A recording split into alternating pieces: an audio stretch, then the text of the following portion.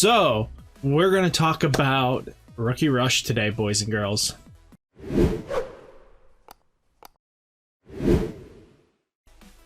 Now, why am I going to talk about this abomination called Rookie Rush? We all know, and we all know how much we all hate it so much. But you know what? It is a deck in the meta until somebody really gives it the boot.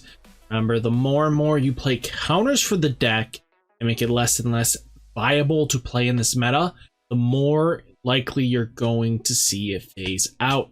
Until then, boys and girls, we got to deal with it. So what kind of Rookie Rush do I have for you?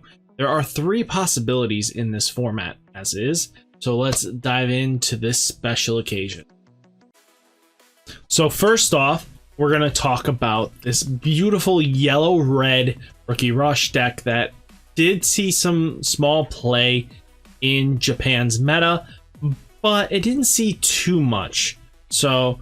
But this thing got a little slice of life improvement quality, and that was this Digimon promo. When attacking, draw a card. Not many cards in Rookie Rush have the ability to draw a card when attacking.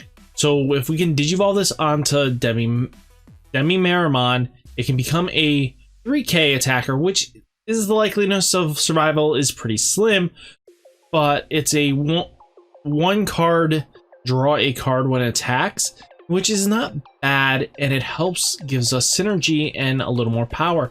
But if we can also get the ties giving it a boost, maybe it can get up to 7,000 and just sit there comfortably.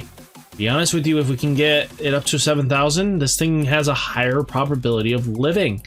And there's other cards here that we can get it up even further to get us to what is known as 8mon's attack power. That 8,000 DP is just so good that we want to hit that with all our rookies. So we have to play cards to accommodate this.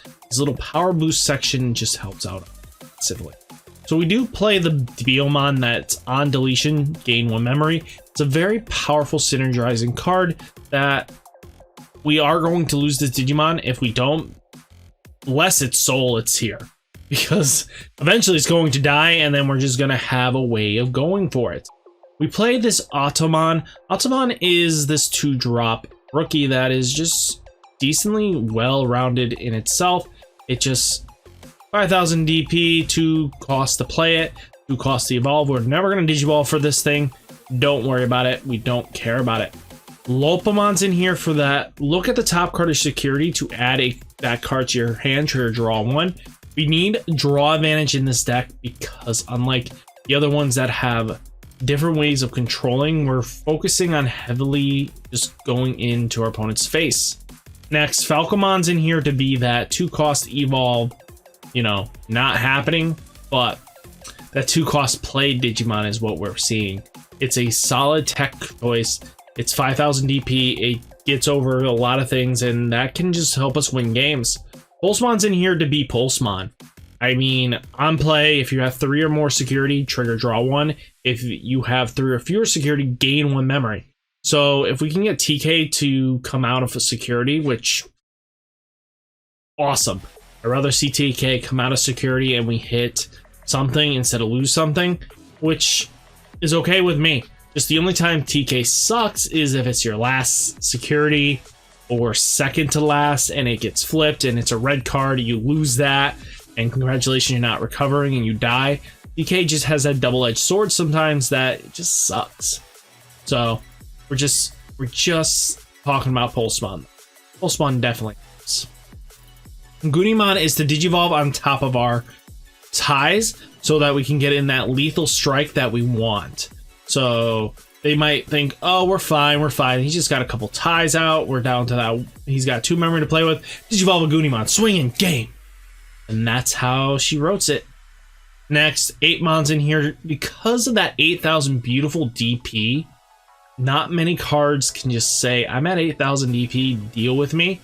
And, oh boy, 8,000 DP hits magic numbers really quick.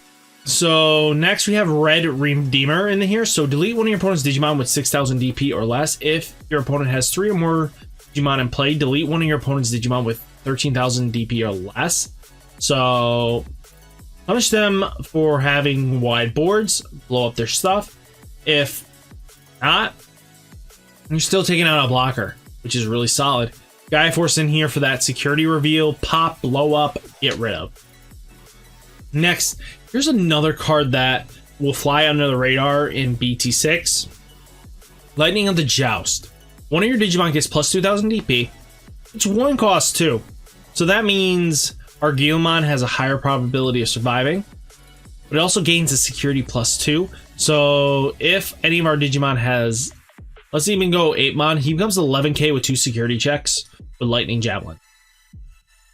What is going on here? Most decks wouldn't even expect, sorry, becomes a 10k with 2 security checks.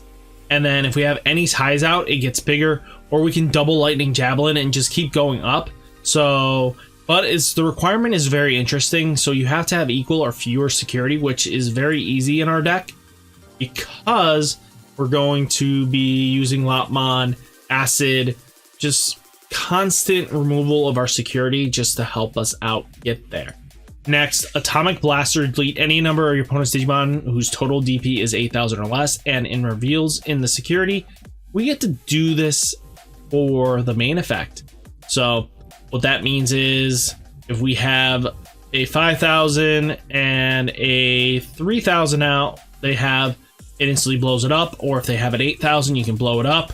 Or if they have a 5,000, 2,000, and 1,000, you get to blow all 3 of those up.